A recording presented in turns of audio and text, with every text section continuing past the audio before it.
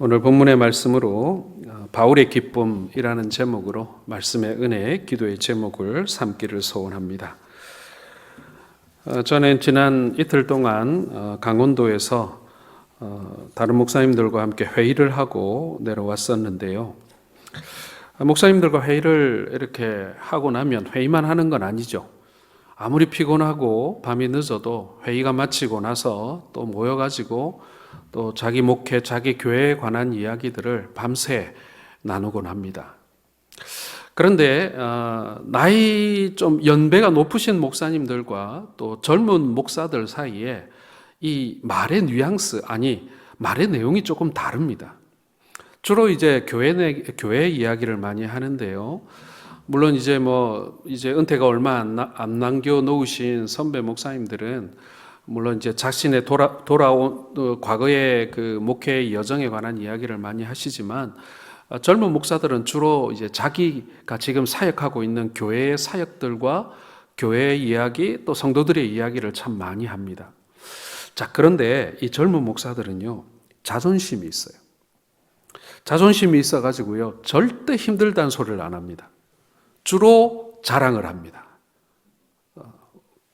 그 새 가족이 얼마나 왔는지, 또 어떤 성도들이 있는데 또 그 성도가 또 얼마나 또 하나님 앞에 신실한지, 하여튼 이제 막 다들 모여 앉아가지고 자랑할 게 없는데도 자랑할 거리를 만드는 건지 어떤지는 모르겠지만 다들 자존심이 있어서 절대로 힘들다는 소리는 안 합니다. 어렵다는 얘기 절대로 안 해요. 그래서 자기 교회의 자랑을 그렇게 합니다. 그러다 보면요, 가끔씩 좀 빈정이 상할 때도 있어요. 자기만 목사인가 이런 생각도 들고, 자기 교회만 좋은 교회인가 이런 생각도 들고, 대단한 사람들이 교회 등록했다 그러면 그 대단한 사람 아무 부럽지 않다 이런 생각도 들기도 하고, 하여튼 똑같습니다. 사람의 마음이 다르겠습니까? 그런데 곰곰이 생각해 보면 우리 교회가, 그리고 우리 성도들이 자랑할 게 많다라는 생각을 합니다. 만약에 그런 자리에서 목사님들이 끊임없이 교인들과 자기 교회에 대하여 불평하고 불만하고 짜증을 냈다면 얼마나 은혜 안 되는 모임이 되었을까, 이런 생각도 해봅니다. 서로 조금 경쟁심도 생기고, 그리고 또 서로 좀 빈정도 상하지만 그래도 자기 교회 자랑, 자기 성도 자랑하는 모습이 그래도 피차간에 다시금 목회의 그 초심을 다듬게 되는 그런 경우들이 있습니다. 하지만 그래도 기분 나쁠 때가 많습니다. 성경에는 온통 감사라는 말이 정말 많이 등장합니다. 자, 그런데 오늘 바울 사도도요, 사실 우리 젊은 목사들과 별로 다르지 않다는 생각이 듭니다. 자랑하고 있어요. 자기가 세운 교회, 자기가 섬긴 성도들에 관한 자랑을 오늘 하고 있습니다. 예수님을 믿는 사람들은 쉬지 않고 하나님 앞에 감사의 기도를 드리게 되는데요, 진정으로 감사하고 쉬지 않고 감사의 기도를 드릴 수 있는 것, 그것이 얼마나 행복한 마음이고 큰 기쁨이겠습니까? 오늘 사도 바울은요, 마음속에 다른 사람들이 생각할 수 없는 바울만 가지고 있는 큰 기쁨이 있습니다. 그리고 감사가 넘칩니다.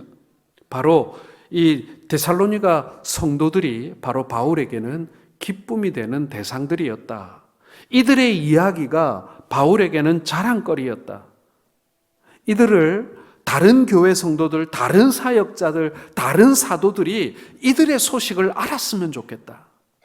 그런 마음에서 오늘 바울 사도는 자신의 동력자이자, 그리고 자신과 함께 사역하는 사역자이고, 그리고 다른 교회의 성도들에게 이 데살로니가 교회의 이야기를 함께 전하고 있는 것입니다.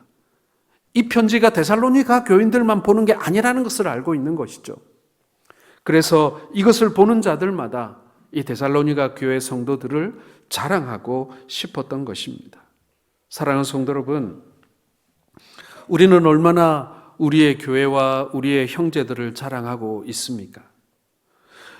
신앙생활의 질을 따진다고 한다면요, 저는 그것이 곧 감사의 고백과 비례한다라고 생각을 합니다.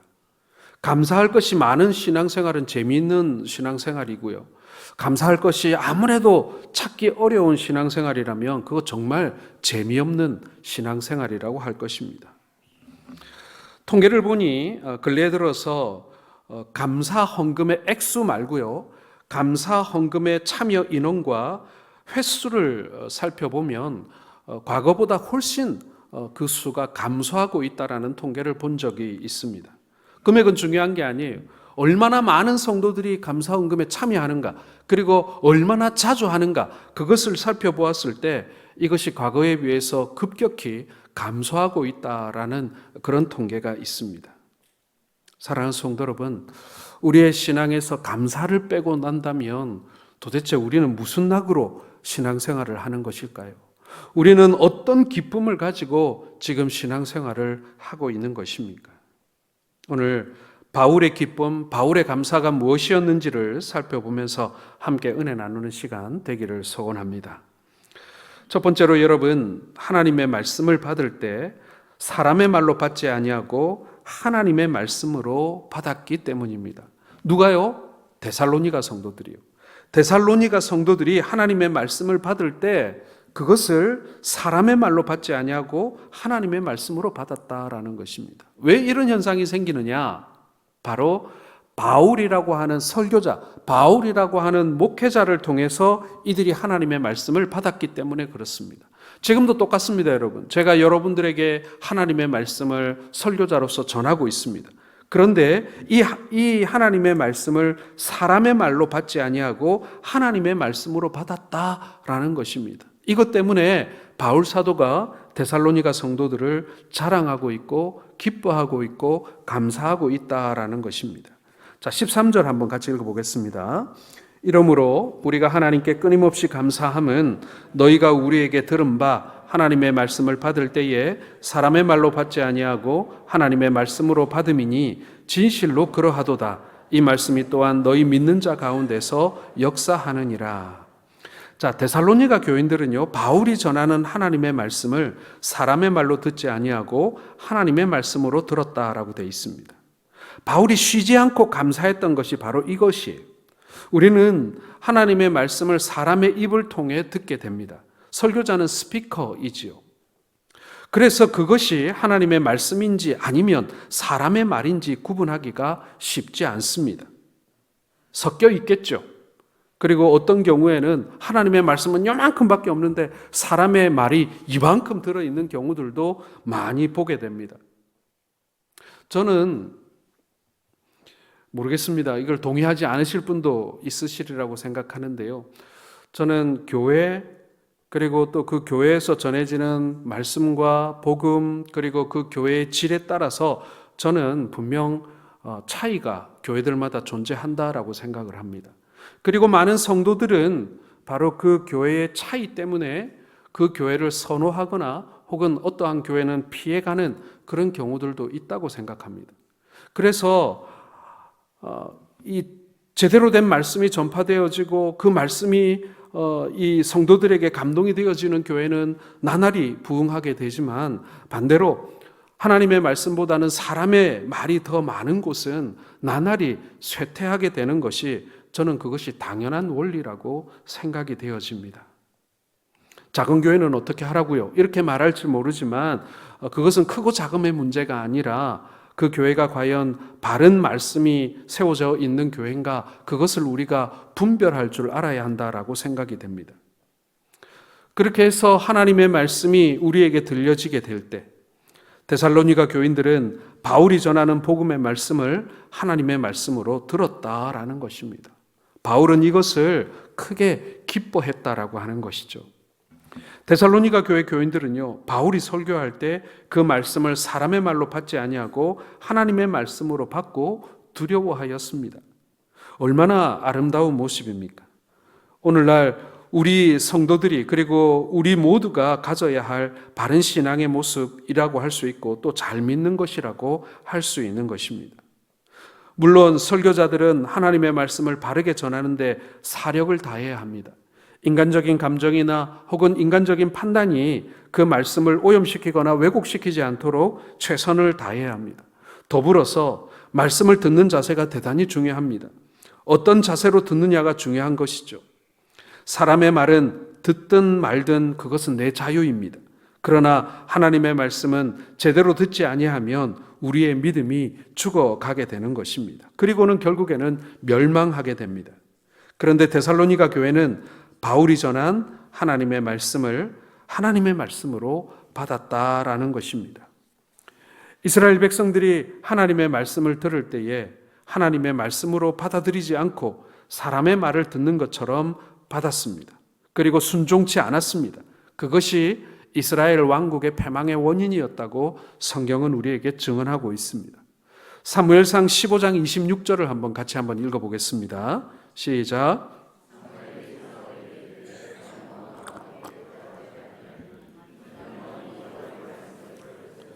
여호와께서 왕을 버려 이스라엘 왕이 되지 못하게 하셨음이니이다 하고, 왕이 여호와의 말씀을 버렸다라고 하고 있죠. 스가랴 7장 11절과 12절을 같이 읽겠습니다. 그들이 듣기를 싫어하여 등을 돌리며 듣지 아니하려고 귀를 막으며 그 마음을 금강석 같게 하여 율법과 만군의 여호와가 그의 영으로 옛 선지자들을 통하여 전한 말을 듣지 아니하므로 큰 진노가 만군의 여호와께로부터 나왔도다. 자, 이스라엘 백성들의 마음이 금강석 같다라고 했습니다.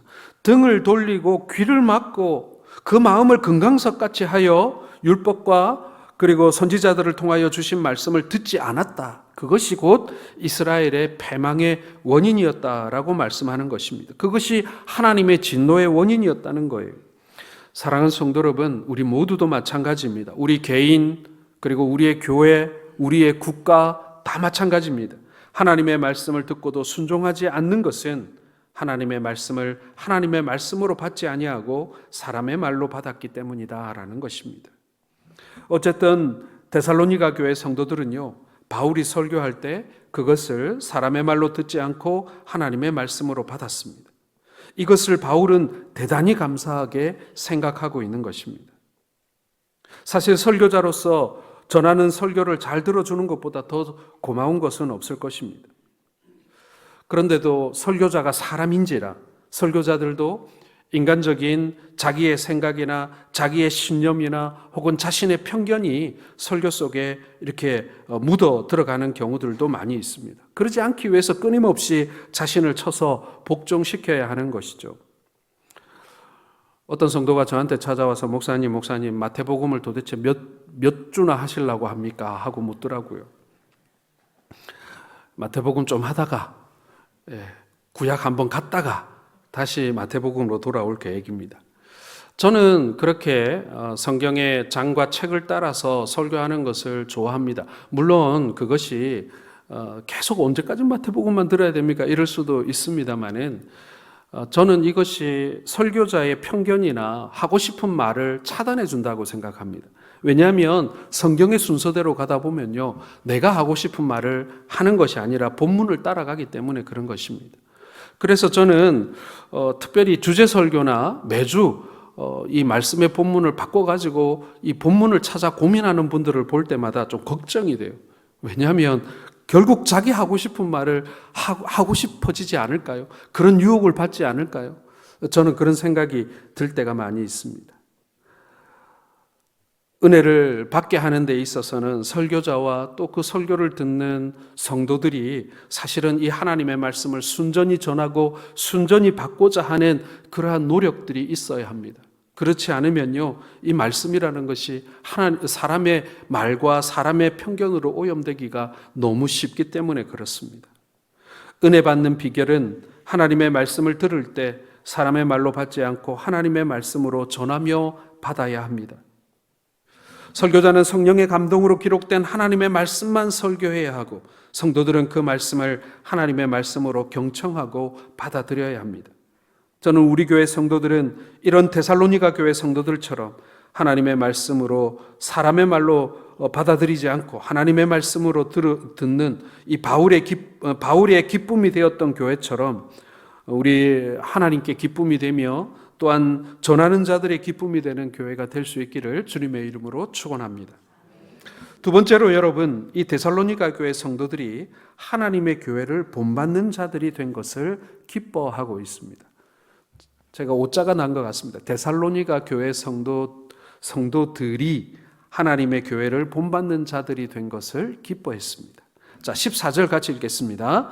시작. 형제들아, 너희가 그리스도 예수 안에서 유대에 있는 하나님의 교회들을 본받은 자 되었으니 그들이 유대인들에게 고난을 받은과 같이 너희도 너희 동족들에게서 동일한 고난을 받았느니라. 자, 데살로니가 교회는요, 그 그리스 북부에 있는 이방 교회입니다. 여기 유대인 없어요. 다 헬라인들입니다. 그 헬라인들의 교회가 바로 이 데살로니가 교회인데, 이 데살로니가 교회 성도들이요, 유대에 있는 하나님의 교회들을 본받았다라고 되어 있습니다. 여러분, 유대에 있는 하나님의 교회 중에 가장 대표적인 교회, 넘버원 교회가 어디입니까? 예루살렘 교회죠. 원조 아닙니까? 그렇죠?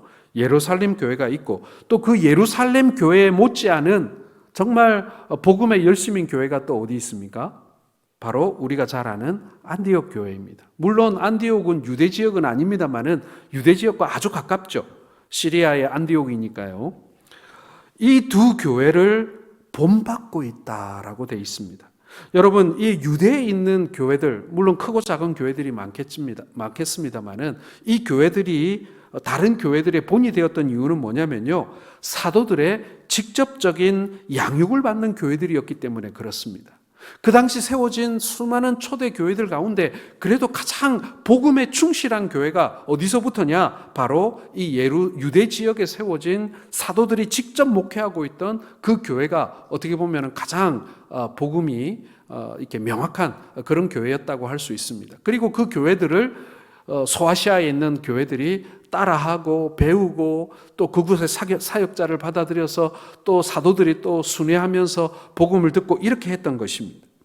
데살로니가 교회는요, 아니 우리가 유대인들 말을 들을 필요가 있어? 우리 헬라인들이 훨씬 철학과 문명이 발달된 우리 똑똑한 민족인데 우리는 우리 나름대로의 신앙을 가지면 되지. 사실 그런 사람들이 많았거든요. 그래서 이단들이 많이 일어났던 것입니다. 그런데 이 데살로니가 교회들은요, 유대에 있는 교회들이 받았던 그 복음, 그 순전한 복음을 그대로 물려받는, 그대로 따라하는 그런 교회였다라는 것입니다. 자, 이것을 우리는 세 가지 측면에서 생각해 볼 수 있습니다. 유대에 있는 하나님의 교회에 무엇을 이 데살로니가 교회는 본받았고 그 본받은 것이 바울의 기쁨이 되고 감사가 되었는가? 첫 번째는 여러분, 교회의 아름다운 모습을 본받았다라는 것입니다. 초대 예루살렘 교회는 사도들의 가르침을 잘 받은 교회였습니다. 자, 사도행전 2장 42절을 보겠습니다. 시작. 그들이 사도의 가르침을 받아 서로 교제하고 떡을 떼며 오로지 기도하기를 힘쓰니라. 여러분, 이것이 예루살렘 교회가 보여주었던 교회의 아름다운 모습입니다. 복음은 더 말할 것도 없죠. 당연히 복음이 올바르게 전해지고 가르침받고 가르치는 곳이 교회이어야 합니다. 그것과 동시에 공동체를 생각해 봅시다.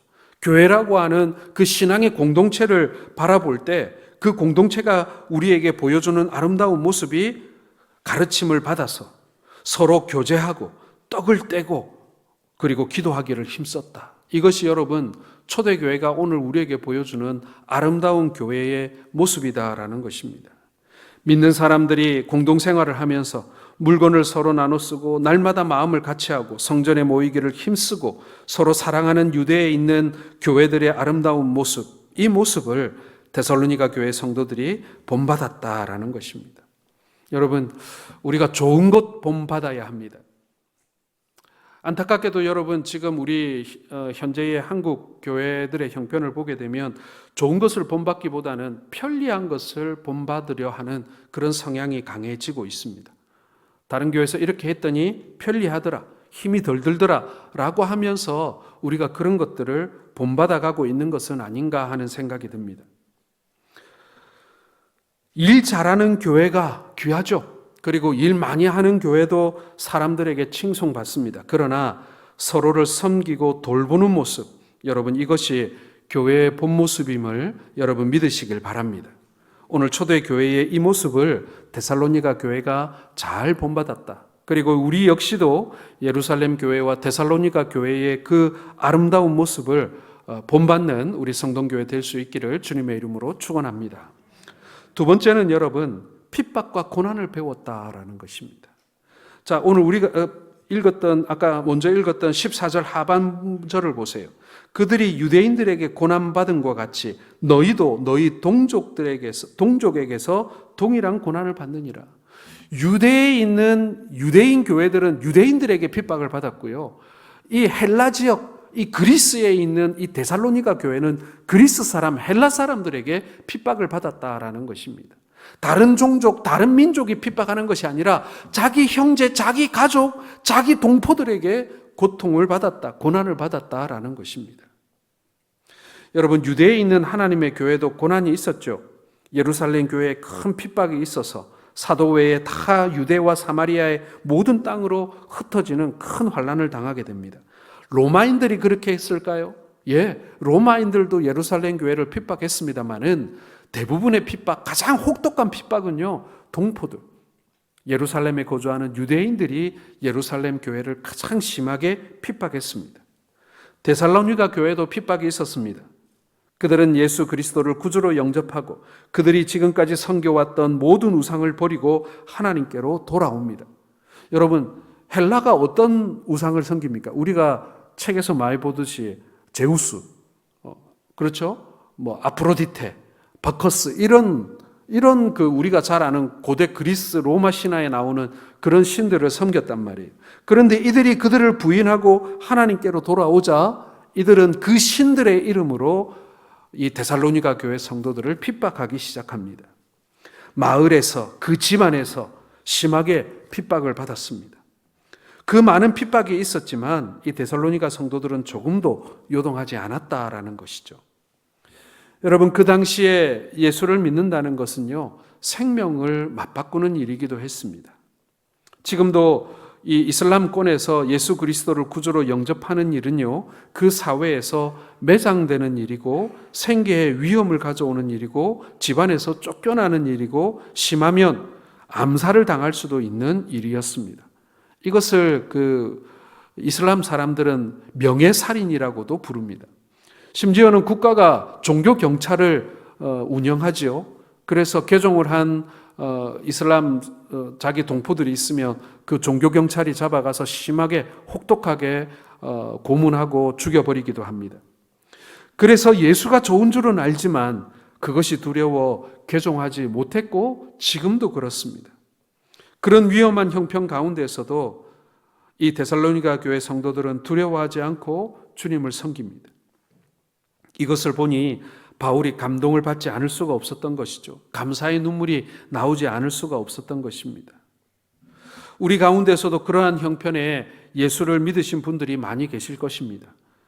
예수를 믿는다고 구박당하고 무시당하고 왕따당하고 대우받지 못하는 경우들도 많으셨을 것입니다. 어렸을 때 예배당에 오면 불신 부모가 찾아와서 이렇게 끌고 가는 그런 친구들을 저는 어릴 때 정말 많이 보았습니다. 그럼에도 불구하고 끝까지 예수를 믿고 지금 이 자리에 있는 것, 여러분 얼마나 감사하고 얼마나 영광스러운 일입니까? 목사의 입장에서 그렇게 가정에서 핍박받는 경우에 사실은 남의 가정사다 보니 특별히 어떻게 도와줄 수 없는 경우들이 많이 있습니다. 지방만 그렇겠습니까? 서울도 똑같습니다. 서울에서도요, 새벽기도 하고 있는데 남편이 찾아와가지고 부인 머리끄댕이 잡고 끌고 나가는 그런 경우들도 저는 여러 번 보았습니다.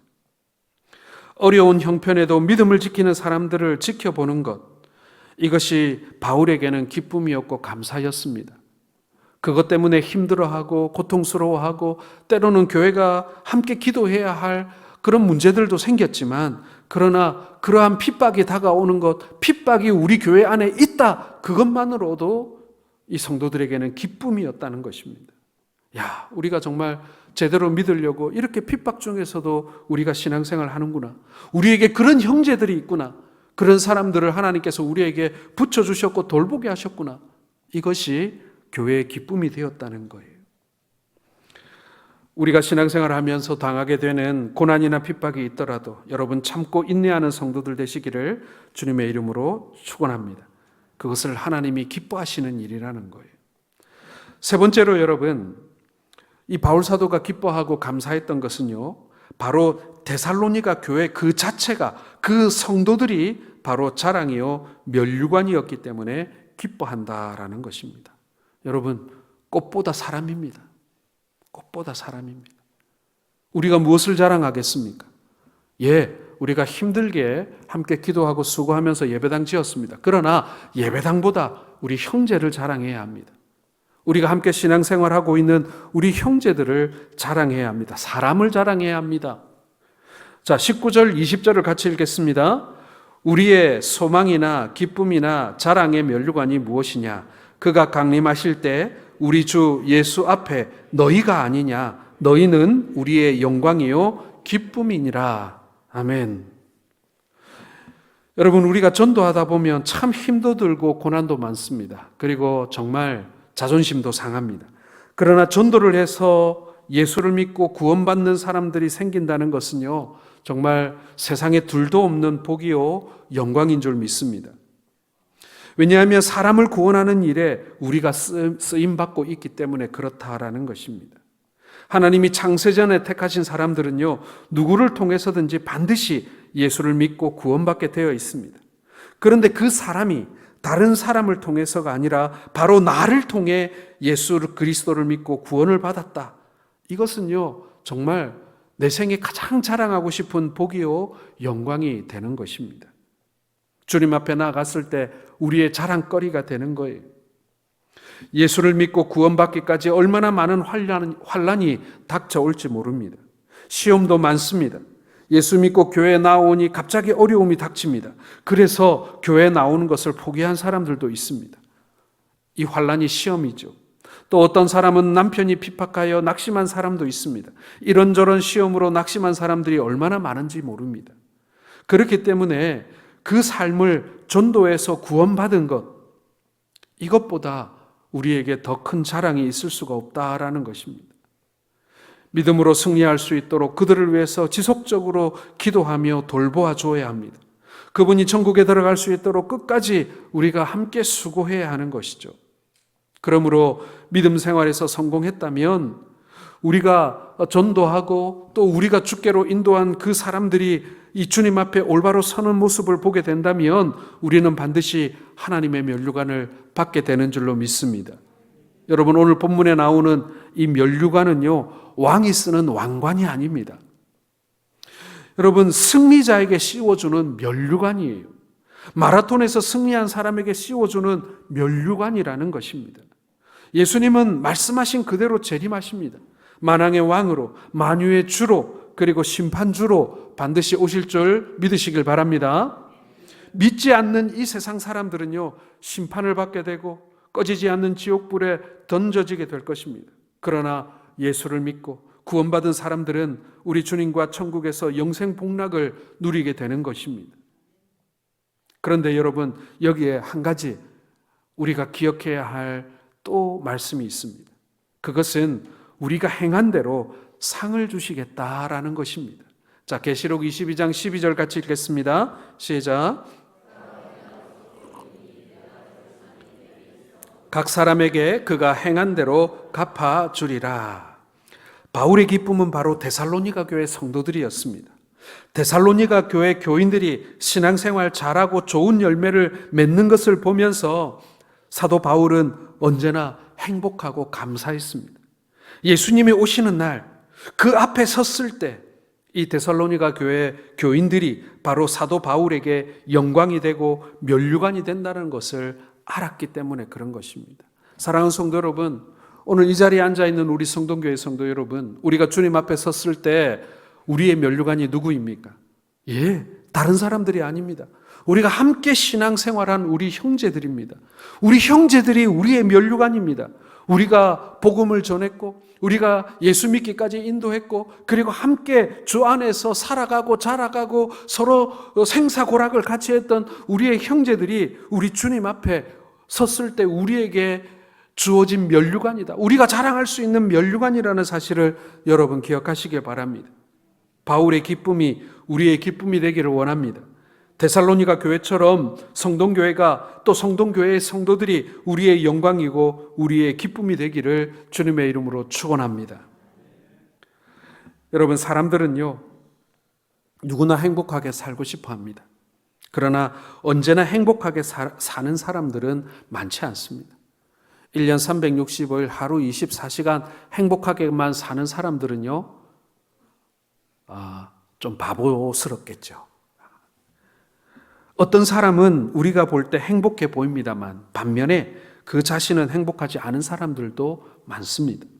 반대로 우리가 볼 때, 저 사람 정말 불행해 보인다라고 우리가 생각하지만, 그러나 전혀 행복해 보일 것 같지 않은 사람이지만 실제로는 하루하루 감사하고 기쁨이 넘치는 사람들도 있다라는 것입니다. 그래서 사람들이요, 이상하다, 신기하다 이렇게 말하는 것입니다. 수많은 핍박과 고난 속에 살고 있던 그리스도인들을 보면서 많은 불신자들이 저 사람들은 세상에서 제일 불행한 사람들이고 제일 고통받는 사람들이고 그렇게 생각했는데, 그리스도인들을 만나보니 그들의 입에서는 찬양이 나오고 감사가 나오고 기쁨의 말이 나오고 서로를 사랑하더라는 거예요. 세상 사람들이 생각할 때 이상하다 생각했다는 거예요. 사랑하는 성도 여러분, 오늘 우리에게 불신자들이 볼 때 저 성동교회 교인들은 참 이상하다, 여러분, 우리는 그런 말을 들어야 하는 것 아니겠습니까? 우리가 그런 말 들으며 세상에서 살아야 하는 것 아닐까요?